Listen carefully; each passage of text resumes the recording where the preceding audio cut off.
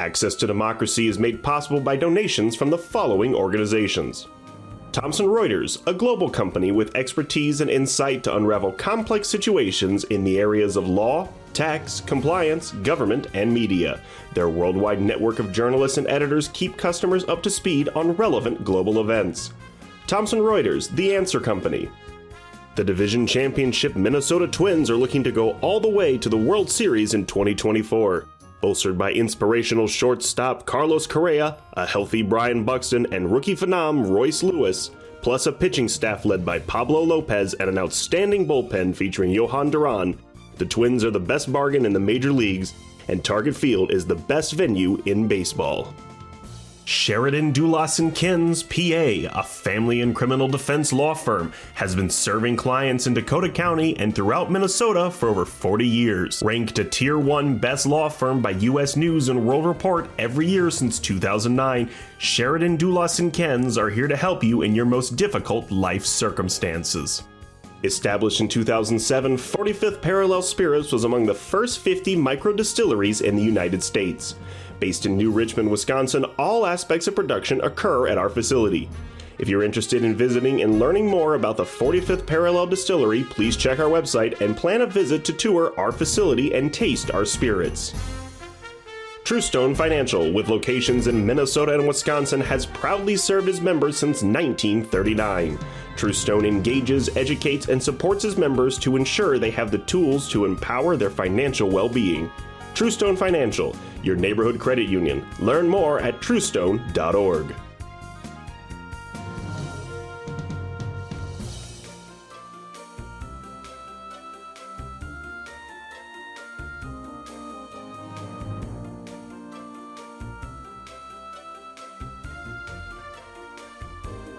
Welcome to another edition of Access to Democracy. I'm your host, Steve Francisco.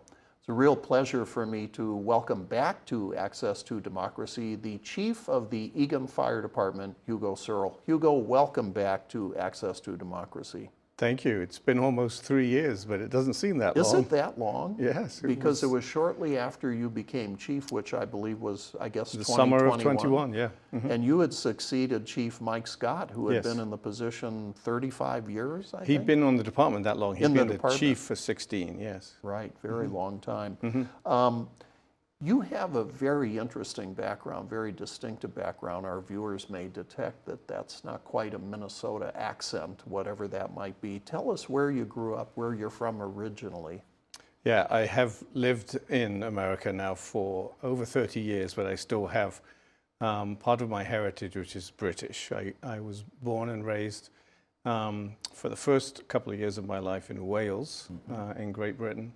And then we moved to Kenya in Africa, where I did my elementary schooling, and then at the end of elementary school moved back to Wales.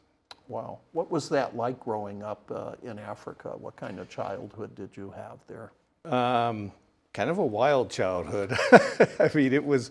Would you see, you were out in a rural area? Not well, in the we city, or were in Nairobi. Oh, you we were in the Okay. suburb of Nairobi called Karen, and this was in the mid to late 70s, and so quite a while ago, and the population was very different back then. So it was sort of on the edge of Nairobi, so it was almost rural. And my brother and my sister and I, we sort of had free reign to just go out and play all the time. So, and our house backed onto a golf course, and so it was like having a huge backyard. So I'm going to guess that you developed early on a great love of the outdoors. yeah, I did. Being outdoors was, my life living in Africa, really. And so I was passionate about just nature, animals, being outside, all of that, yeah. And you had an opportunity, I assume, to visit a lot of the national parks in Kenya and perhaps some of the neighboring countries, too? Yes, well, mostly in Kenya. We did spend some time in South Africa as well, but in Kenya, actually my elementary school is called the Banda. It's playing fields border the Nairobi Game Reserve, so there's a fence there. And one day we couldn't go outside for recess because there were lions on the grass. Not something that your typical Eagan school student would necessarily have to worry about. No, we all sat at the windows and watched as they tried to corral them back into the game park. That's really interesting. I think another part of your background that's particularly interesting is your experience as a mountaineer. How did you become interested in mountaineering? You've climbed some mountains. Tell us about that. Yeah, so when we moved back to Wales, in North Wales, I lived on the edge of Snowdonia, which is the mountainous region of North Wales, and I was 12, 13, 14-year-old boy. I just loved going out and walking in the hills and climbing with my friends, and so I developed a love of mountains, and it became something I got quite good at. And when you get good at something, you follow it as a passion, and so. I eventually got into high altitude mountaineering, where I travel around the world to the high altitude mountains in the Himalayas or in South America, Alaska, and became a mountain guide and was guiding part-time in those areas. In fact, did I understand, I think I saw somewhere that you've climbed mountains on every continent except Antarctica. Is that correct? That's correct, yes. So North America, South America, Europe, Africa, Asia. Yes. And you have been to the highest of peaks, Mount Everest? I have. I've been to the top of Mount Everest, run 4 expeditions on Mount Everest, and I've myself been to the top once. What was that like?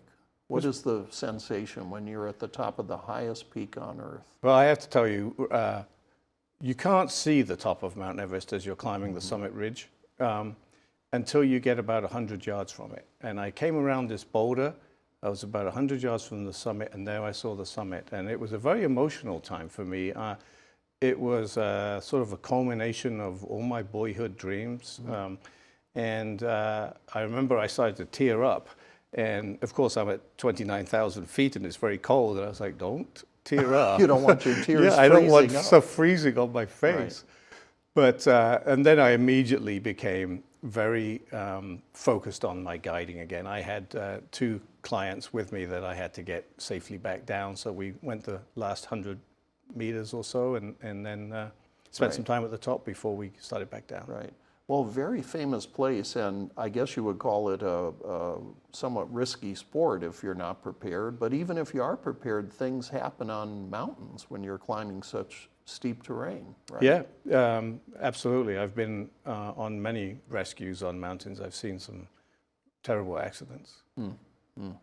Wow, I can only imagine the experience of being at the summit of Everest, which, as you said, 29,000 feet. That's higher than a lot of private aircraft fly. It's up there where the jetliners fly. Yeah. Very interesting. So you've said you wanted to be a firefighter since you were a child. And I believe I saw a quote, you said you were made for this. Tell us a little bit more about that. Did you have a family member in the fire service in the UK, or did you have a mentor who inspired you? What really drew you into the profession of firefighting? Yeah, you know, I don't really know what drew me in. As a child, I wanted to be a firefighter, and that's not an uncommon dream. We have school groups and youth groups that come to the fire station all the time that are interested in learning more about being a firefighter. It's a dream of many kids. I had that dream as a kid. I wanted to be a firefighter. I think it was fun, you know, maybe glamorous. I don't know the reasons why. And then I went through a period of, you know, being in the military and being at university and being in education, and then I came full circle to what do I really want to do? I really want to be still want to be a firefighter, and I had the skill set for it and the experience, you know, in other areas of my life. So I'm going to guess that your experience in mountaineering may have helped you make that transition too. That there are skills you learn in mountaineering and being a team leader that would seem applicable to being a firefighter as well. The importance of teamwork, the importance of preparation, making sure that your equipment is in good working order. Absolutely, you're spot on. That those skills and the two professions are so similar. You know, as a firefighter, you might be just at the station doing some training or making sure that your equipment is ready to go, and then the alarm goes off and boom, you're 100 miles an hour. You just got to focus. You got to go into chaos, and you got to try and make some sense out of it and help people. And mountaineering is very similar. You might be at camp making dinner, and all of a sudden you hear an avalanche, and it's coming right to you. Then you've got to act, and you've got to take actions very quickly, make decisions in chaos. And again, the equipment that you use in mountaineering, your ropes and cleats and all the rest of it, pickaxes, have to be in perfect working order, the same as a firefighter. If your equipment isn't in good order, it could cost you could be injured or Yes, just they're exactly the same. When you get back to camp in mountaineering, it's the same as when you get back to the fire station after a call. The first thing you do is take care of your equipment, not yourself. Yeah. All this tells me you seem to be particularly well prepared for the job of being a firefighter and certainly for being a chief too. Well, I think I was very well prepared for being a firefighter. Being outdoors, being active, being one that wants to go into chaos and help, and having that experience. Yes, I think I was ready to be a firefighter. Being a fire chief is a little bit different, though. So there's more administrative. There's an administrative function. The being prepared to come in and talk to you like this is not something that climbing prepared before. So, you've served in some other fire departments before you came to the Eagan department. Tell us about that. What your experience was in a couple of other departments here in Minnesota that you served in. Yeah, again, I'm very lucky. I got to serve on two other fire departments that are two of the best in Minnesota.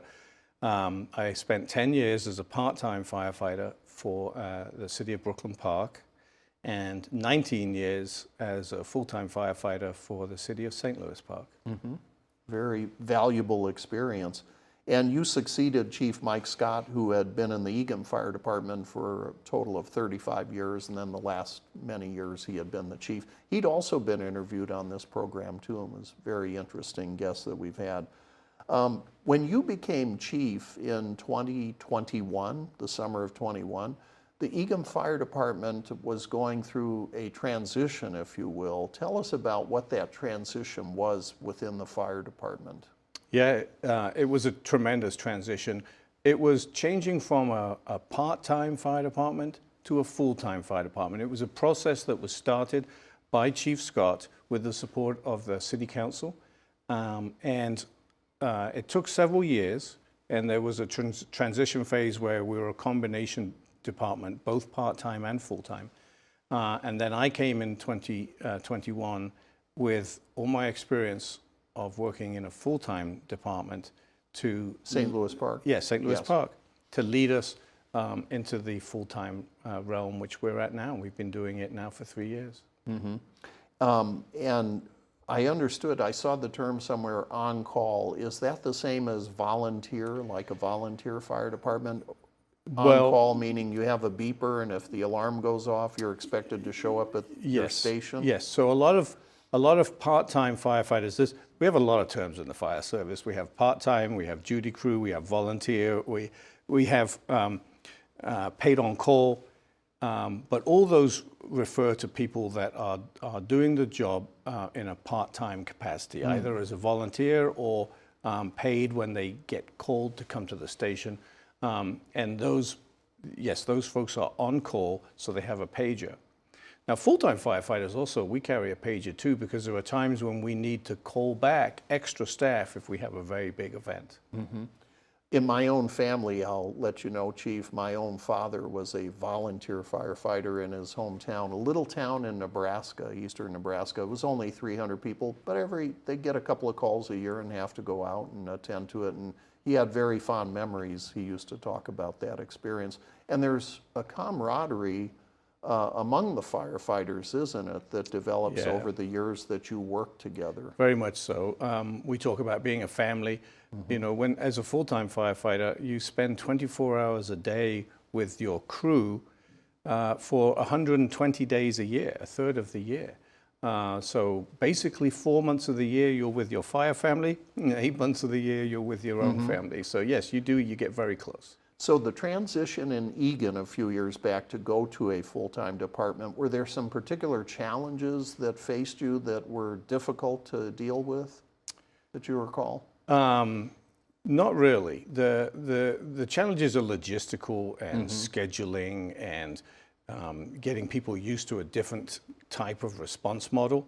But firefighters are very flexible. They're ready for anything. And so the challenges were not huge.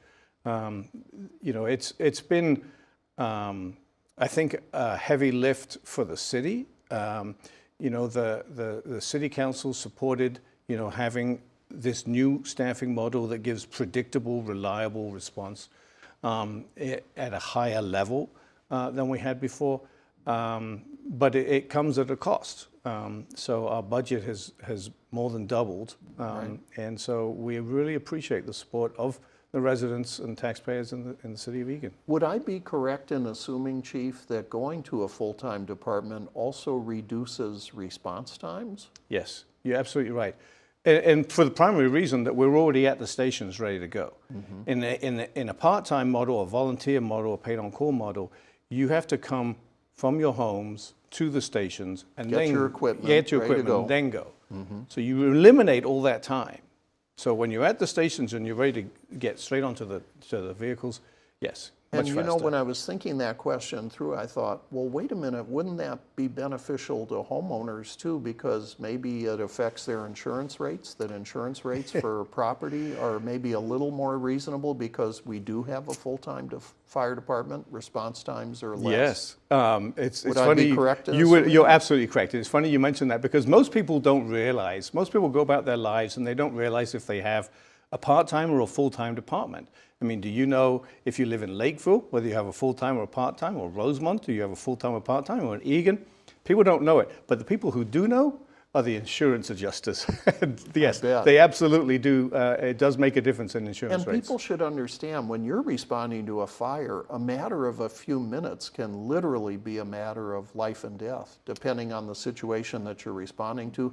Tell us about, one of the things I wanted to ask you today, Chief, in a house fire or an apartment fire, heaven forbid you ever have one, but people are always surprised to learn how quickly fires can spread in a residential dwelling. Tell us a little bit about that, what the growth rate of a fire is if it started in your living room or... Well, the National Institute of Science and Technology, NIST, they did a study on this, and it's online, you can look it up, but they took 2 rooms and they put what they call legacy furniture, which is furniture from the 50s, 60s, 70s, which is mostly wood, wool, natural products, and modern furniture, which is basically comes from oil, plastics, carpeting, petroleum products. Petroleum products, And they lit the same fire, and then they timed it to see when the room flashed over. And it was 25 minutes for the legacy furniture and 3 minutes for modern furniture. Oh my goodness. So if that's not the greatest demonstration of how dangerous our houses are and our apartments and our office buildings, because in the fire service, we basically say, imagine that you have a barrel of oil in each room, because that's what the furnishings are now. You're making me think about this in an entirely different way, and I don't know if most people are aware of that. That's really important to understand. So I would guess, given that fact that you've just shared with us, that when you have a fire in your home, is it more important for you to evacuate that home and call for help, or to try to fight the fire yourself? It's absolutely 100% important to evacuate and call. The fire will grow so fast and so quickly that, and the products that it produces, the smoke, are so much more deadly than smoke in the past. You think of campfire smoke, it makes you choke and cough. Eyes water. Yes, but the smoke that comes out of these oil products, the plastics, is very, very toxic. Carbon monoxide, hydrogen sulfide, and you can be overcome very quickly. It's not like being around a campfire. So get out, call 911. So let's talk a moment about the worst case scenario in cases where tragically we hear about fatalities in fires. Is it the case that more often than not, people die from smoke inhalation rather than thermal injuries from actually being burned? Yes. Yeah. Yes, that is very true. Most people that are fatalities in fire will die from inhalation of noxious gases. And again, this underscores the point. The priority has to be, don't try to be a hero putting the fire out yourself necessarily. Get your family out, get your friends out, get your pets out, get out of the premises and call the fire department. Get out. If I can add one other thing, we have a campaign going in the fire service right now, which is called Close Before You Doze.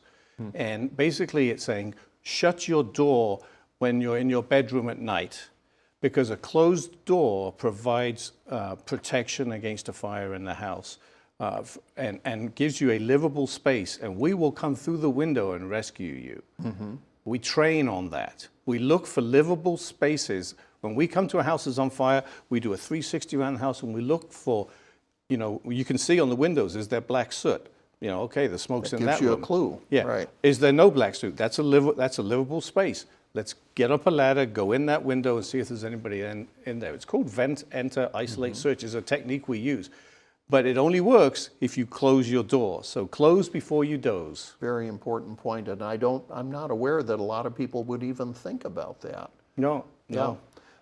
What are some of the most important or most frequent causes of fires? I always used to think, well, it's people smoking cigarettes, they fall asleep, it sets a chair on fire, sets a bed on fire, drapes furnishings. Is smoking the leading cause of fire, or what is the leading cause of fire in homes and Smoking apartments? still is a major cause of fires. Oftentimes we see outside fires caused by smoking. So somebody puts a cigarette out in a planter on their deck, and then that starts a fire. And then From the outside. From the outside. But we also see a lot of cooking fires.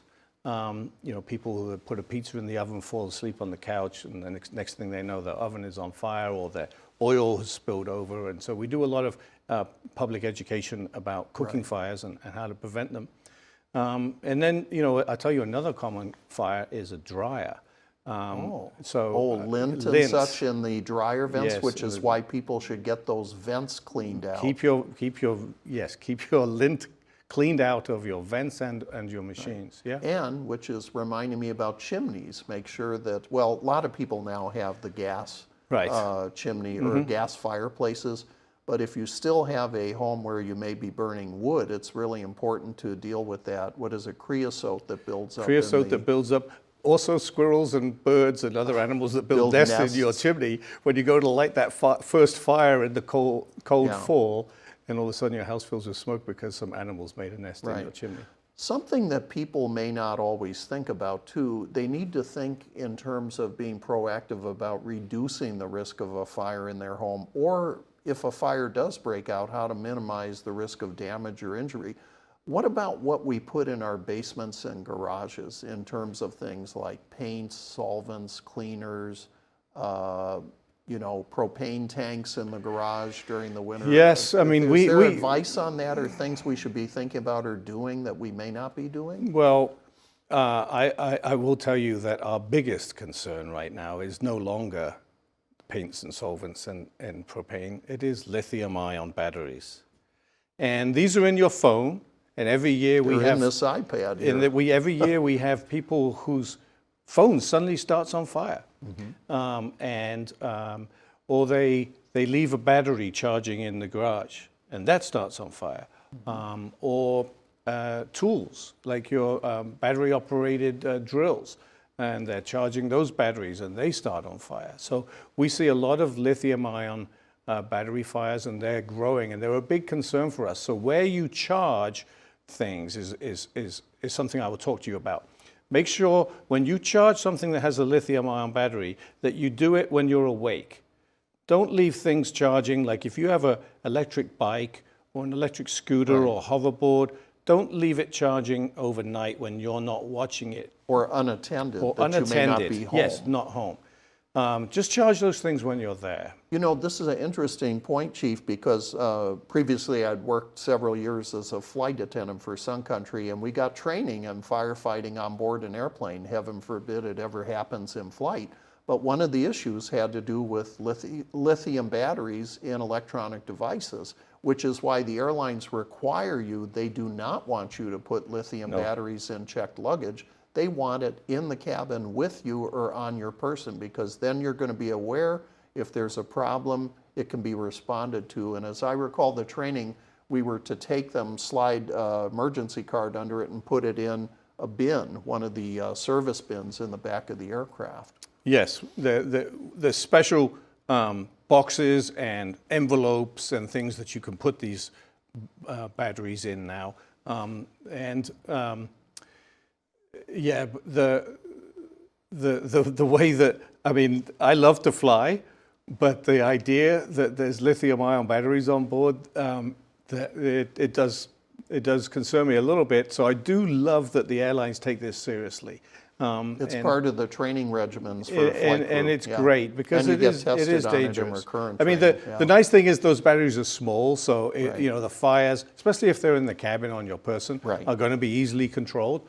But yes, if you did have something down below, I don't know how you would work that. So obviously a key thing that people need to be aware of, I think this is something people should be aware of, but it's good to be reminded, smoke detectors. Essential in your home. How often should the smoke detector be changed in people's homes? If it's a battery, some of them are hardwired to the electricity in the house, a lot of them are, but some still have the old-fashioned one with the battery inserted. How often should you change those or check them? So, well, first of all, you should check your detectors once a month.